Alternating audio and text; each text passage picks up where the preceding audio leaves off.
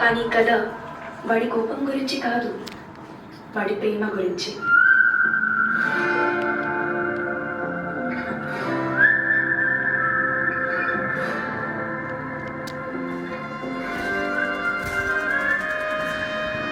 ఆ ప్రొఫైల్ తీసి పెట్టలే కదా, ఊరికే మర్చి కదా అది ఇక్కడ వరకు చికెన్ తెలుస్తుంది. స్టాప్